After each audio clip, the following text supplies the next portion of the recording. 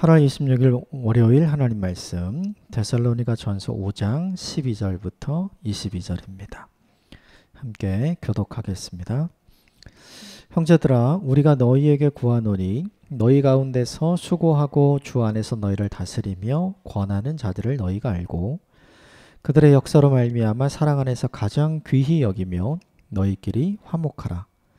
또 형제들아 너희를 권면하노니 게으른 자들을 권계하며 마음이 약한 자들을 격려하고 힘이 없는 자들을 붙들어주며 모든 사람에게 오래 참으라.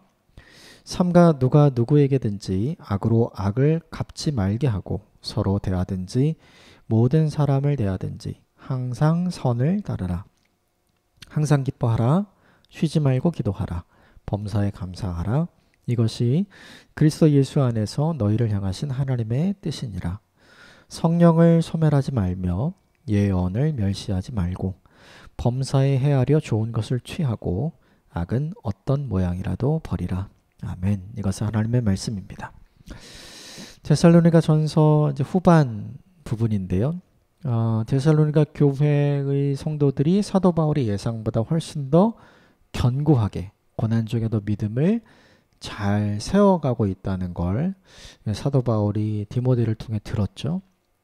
그리고 위로받았고 그게 기쁨이었고 그래서 더 데살로니가 교회의 성도들을 축복하며 기도하는 사람이 되었죠.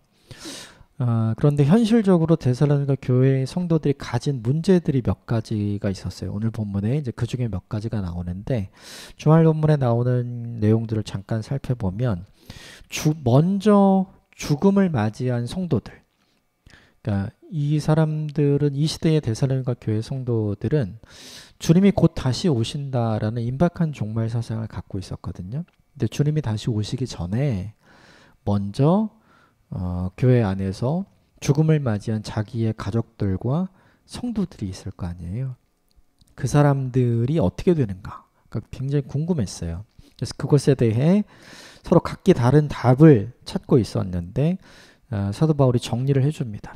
걱정하지 말라. 그들은 너희보다 먼저 부활하셔서 주님과 함께 너희를 맞으러 올 것이다. 이제 이런 이야기를 해주고요. 또 하나는 뭐냐면 종말의 시기에 대해서 굉장히 궁금했어요. 언제 그 종말이 오는가? 다시 말하면 언제 주님이 재림하시는가?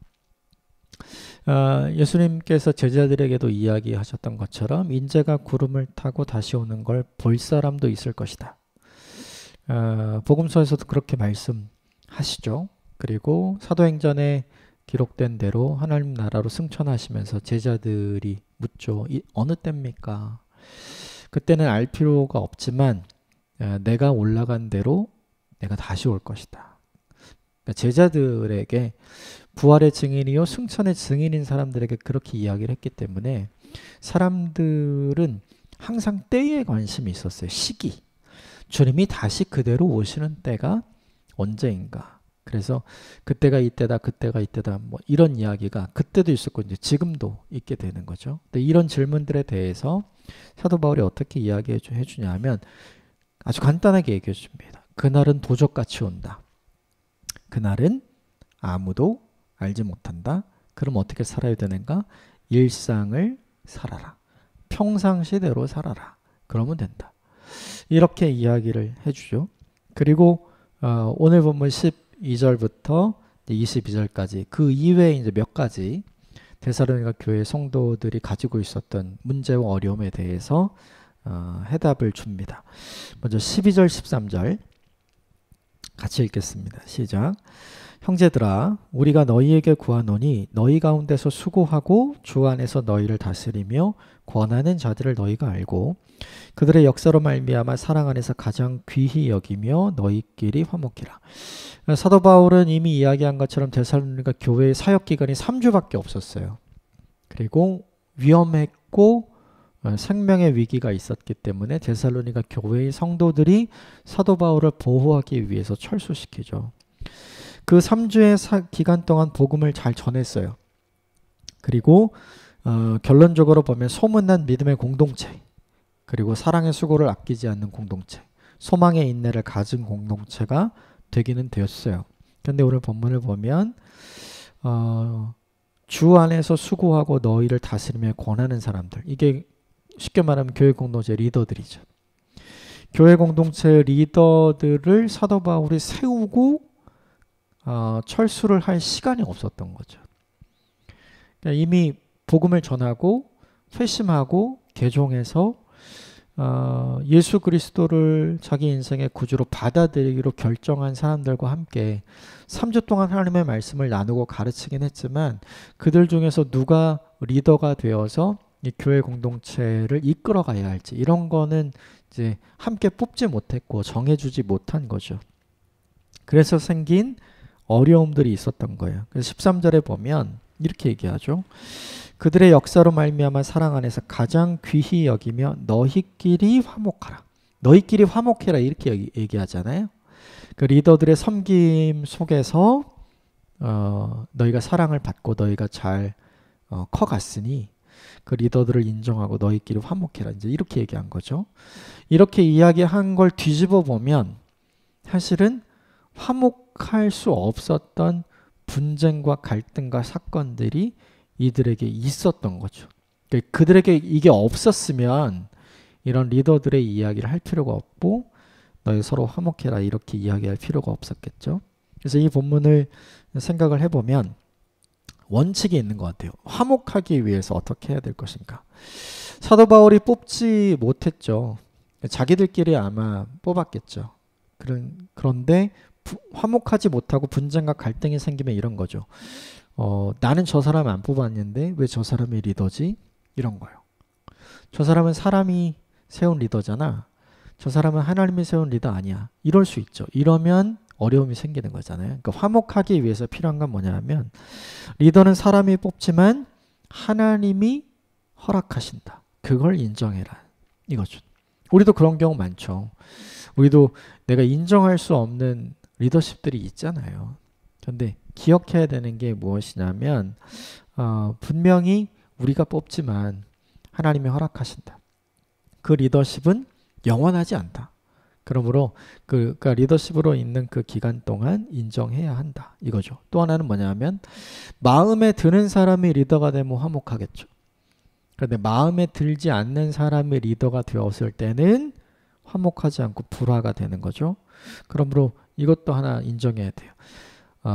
교회 공동체 안에서 리더는 사람의 마음에 드는 사람을 뽑는 게 아니라 하나님의 마음에 합한 사람이 세워지는 거다. 이걸 인정하라는 거죠. 그래야 화목하게 돼요. 결국 이 두 가지를 살펴보면 전부 다 이거죠. 사람이 뽑았느냐, 사람의 마음에 드느냐. 이 관점으로 볼 것인가. 아니면 사람이 뽑았지만 하나님이 허락하신 사람이고 내 마음에 들지 않지만 그래도 하나님의 마음에 합한 부분이 있기 때문에 하나님이 세우신 것이다. 이것을 인정할 것이냐. 결국 중요한 것 같아요.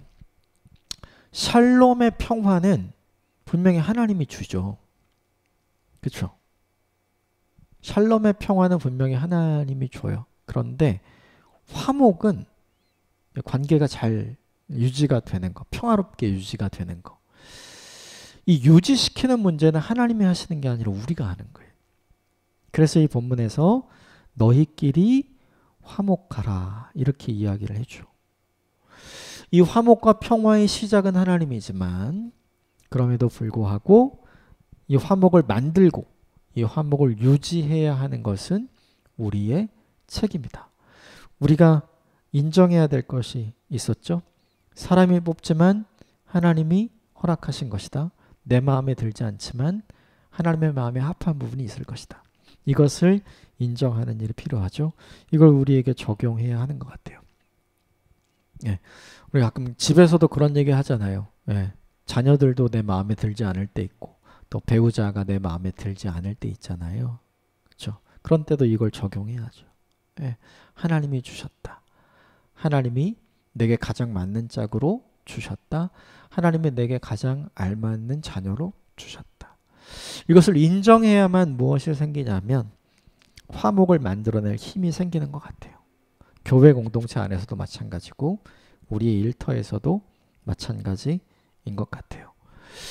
불화를 만들어내는 사람이 아니라 화목을 만들어내는 사람이 되시기를 주님으로 축복합니다. 쉽지 않아요. 그런데 오늘 너희끼리 화목하라 분명히 명령하시고 말씀하셨죠. 우리가 반드시 하기는 해야 할 일인 것 같아요. 이걸 잘 감당하는 저와 여러분이 되기를 바랍니다. 14절 15절 같이 읽겠습니다. 시작. 또 형제들아 너희를 권면하노니 게으른 자들을 권계하며 마음이 약한 자들을 격려하고 힘이 없는 자들을 붙들어주며 모든 사람에게 오래 참으라. 삼가 누구에게든지 악으로 악을 갚지 말게 하고 서로 대하든지 모든 사람을 대하든지 항상 선을 따르라. 사람들이 이 시대의 사람들 특히 사도 바울도 어떤 종말론을 갖고 있었냐면 임박한 종말론을 갖고 있었어요. 그래서 주님이 곧 다시 오실 것이다. 그래서 사도 바울은 모든 것을 내려놓고 오직 예수 그리스도를 전하고 성도를 돌보고 교회를 세우는 일에 그의 일평생을 헌신하잖아요. 그것에만 집중해요. 다른 건 뭘 하지 않아요. 왜 그러냐면 주님이 곧 다시 오실 것이기 때문에 라고 믿었기 때문이죠. 비슷한 임박한 종말론 사상을 가진 사람이 오늘 14절에도 나오죠. 게으른 사람. 이게 다른 번역본에는 이전 번역본에는 이제 규모 없는 사람이라고 나오는데 이게 무슨 뜻이냐면 행과 열에서 벗어난 사람, 마음대로 하는 사람이라는 뜻이에요. 네, 아까 말씀을 시작하기 처음 정리를 하면서 종말의 시기에 대해 궁금증을 가진 사람들이 있었다고 했잖아요. 어느 때에 주님이 오시는가? 이 사람들이 했던 일이 뭐냐 하면 일상을 포기하고 종말을 기다리는, 우리들이 흔히 이야기하는 주님이 다시 오시는 그날을 예비하고 준비하는, 그래서 자기 일상을 다 포기해요. 일도 안 하고, 예. 돌봐야 될 사람 돌보지 않고 자기 역할을 감당하지 않고 그냥 종말을 기다리며 그걸 준비하는 사람들. 이 본문에 게으른 자들이 누구냐면 바로 그 사람들을 얘기해요. 나는 주님이 이제 곧 다시 오시는데 나는 내 마음대로 할 거야. 나는 내가 해야 될 일상에서 벗어난 삶을 살 거야. 나는 주님의 다시 오심을 기다리는 인생이 될 거야. 어떻게 보면 굉장히 종교적이에요. 그런데 이게 기독교적인 건 아니에요. 굉장히 종교적이지만 굉장히 기독교적인 건 아니죠. 굉장히 기독교적인 건 뭐냐 하면 아까 처주에 이야기했던 것처럼 종말이 언제인지 몰라요. 그날이 도적같이 오기 때문에 우리가 해야 할 일은 평상시처럼 일상을 최선을 다해서 사는 거거든요. 그게 가장 기독교적인 거죠. 근데 평상시처럼 일상을 살아가면 그건 되게 종교적인 것처럼 보이지 않잖아요. 그렇죠? 그럼 우리가 기억해야 될 게 하나 있죠. 임박한 종말론을 가지고 주님이 곧 오신다 라는 생각을 가지고 일상을 포기했던 많은 사람들이 있는데 그들을 뭐라고 하냐면 그들을 권계하라. 그렇게 살면 안 된다. 제대로 살아라. 일상을 살아라. 이렇게 그들에게 교훈을 주라고 한 거죠. 두 번째는 뭐냐면 마음이 약한 자들을 격려해라. 이 마음이 약한 사람은 누구냐면 임박한 종말론 사상 때문에 두려움을 가진 사람. 곧 세상이 멸망하면 어떡하지? 주님이 다시 오시면 어떡하지? 나는 구원을 받을 수 있을 것인가? 나는 천국에 들어갈 수 있을 것인가? 나는 하나님의 은혜와 사랑을 받을 수 있을 것인가? 이런 것 때문에 고민하고 두려움에 빠진 사람들이 있었던 거죠. 근데 그들에게 뭐라고 하냐면 격려해라. 종말은 그죠? 누군가에게 심판의 날이지만 우리 주 예수 그리스도 안에 있는 사람들에게 기쁨의 날이죠. 종말로 두려움을 주는 사람들이 있는데 사실 종말은 우리에게 두려움의 날이 아니라 사실은 기쁨과 소망과 희망의 날이 되잖아요. 그러니까 이 생각을 고쳐주라. 지금 이렇게 얘기하는 거예요. 그리고 힘이 없는 자들을 붙들어주라. 오히려 이 종말 때문에 근심과 걱정과 염려가 많고 낙심하고 쉽게 넘어지는 내적인 힘이 없는 사람들이 있었던 것 같아요. 근데 이들을 어떻게 하라고 하냐면 이들을 붙들어주라. 이들 옆에서 격려하고 위로하고 굳건하고 흔들리지 않게 해라. 마치 디모데가 했던 것처럼 그 일을 감당해라. 이렇게 얘기하고요.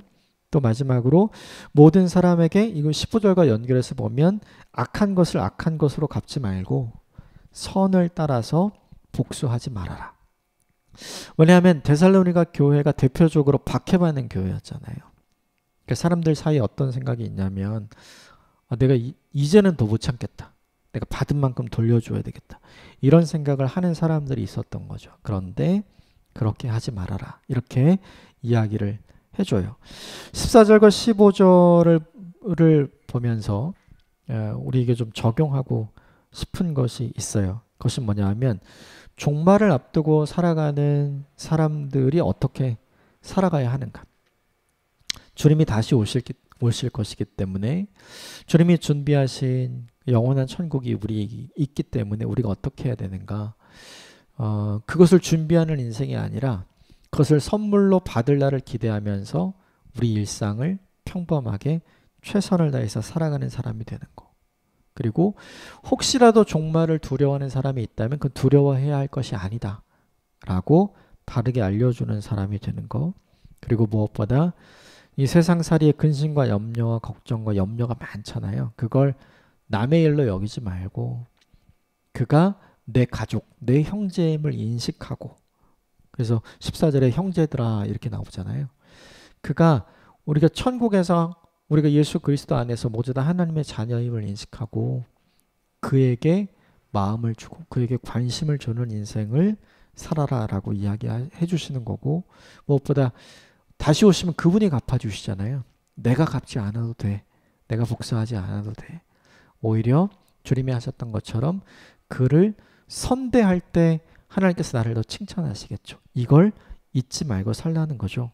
근데 사실 14절과 15절에 나오는 이야기는 사실은 굉장히 실천하기 어려운 이야기예요. 네. 하지만 이 일을 주님께서 우리에게 요구하신다. 이걸 기억하시고 적용해야 할 것들을 적용하시면 좋겠어요. 그리고 16절부터 18절이 우리가 너무나 사랑하고 좋아하는 말씀이죠. 같이 읽읍시다. 시작. 항상 기뻐하라. 쉬지 말고 기도하라. 범사에 감사하라. 이것이 그리스도 예수 안에서 너희를 향하신 하나님의 뜻이니라. 이거는 너무 유명하고 너무 좋아하는 말씀인데 거꾸로 하면 더 쉬워요. 기뻐할 수 없을 때 기뻐하라. 그렇죠? 그리고 기도할 수 없을 때 기도하라. 감사할 수 없을 때 감사하라. 이것이 하나님의 뜻대로 사는 것이다. 우리가 막상 그렇잖아요. 예수 그리스도를 믿음으로 우리에게 주신 구원의 감격, 그 사랑의 은혜를 넘치도록 누리면서 사는 시간도 있지만 일상을 평범하게 살아가면서 우리에게 찾아오는 많은 일들을 겪어내면서 사건들과 사람들을 만나면서 항상 기뻐할 수 없고 항상 기도할 수 없고 항상 감사할 수 없는 시간이 오죠.